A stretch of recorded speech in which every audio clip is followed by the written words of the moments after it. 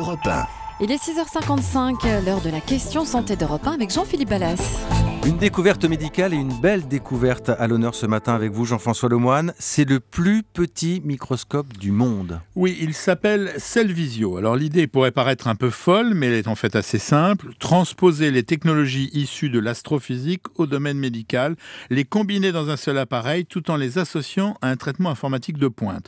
Mais une invention, c'est toujours celle d'un homme. Dans le cas de ce microscope microscopique, il s'appelle Sacha Loiseau et possède un parcours pour expliquer son invention. Jugez plutôt, il est polytechnicien, docteur en astrophysique et en instrumentation optique. On appelle une tête bien faite. Ce microscope, il sert à quoi, Jean-François ? Il sert à détecter des cancers le plus tôt possible, de la façon la moins traumatisante pour le malade. C'est en fait la synthèse du microscope, que tout le monde connaît et qu'il a fallu miniaturiser à l'extrême, et de l'endoscopie. Vous savez, c'est cette technique médicale moderne qui consiste à mettre une caméra au bout d'une sonde et de l'introduire dans le corps par un trou ou un orifice naturel. Tout le monde connaît la gastroscopie ou la coloscopie, par exemple. J'ai envie de vous dire, Jean-François, finalement, une caméra, c'est déjà une sorte de microscope. C'est vrai. Qu'est-ce qu'on a de nouveau avec ce matériel ? De prendre les avantages du microscope et de l'endoscope sans les inconvénients. Ainsi, l'endoscope est un peu volumineux, ne peut pas aller partout.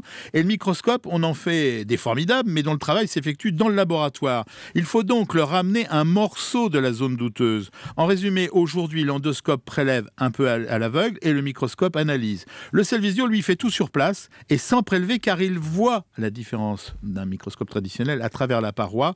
Je résumerai en un mot, c'est de l'endomicroscopie. Ça semble tellement évident quand on vous écoute, Jean-François. Ça n'existait pas déjà ? Ah non, c'est une technologie unique et un progrès révolutionnaire. De longues années de développement et d'essais cliniques de grande envergure qui ont abouti à des centaines de publications scientifiques.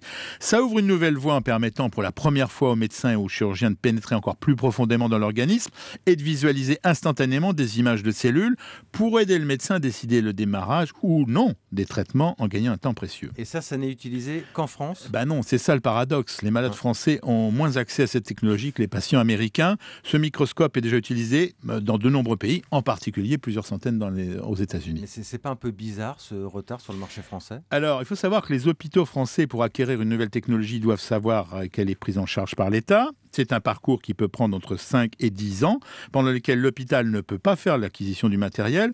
Les choses pourraient s'accélérer. Devinez qui a visité les locaux de l'entreprise et assisté à une démonstration très impressionnante début décembre. François Hollande, notre président, dans le cadre de la commission Innovation 2030. Ça devrait accélérer, non ? Le plus petit microscope qui vient, du monde. vous avez dit, parce qu'il vient des télescopes. Il s'appelle Cellvizio. Merci Jean-François Lemoine.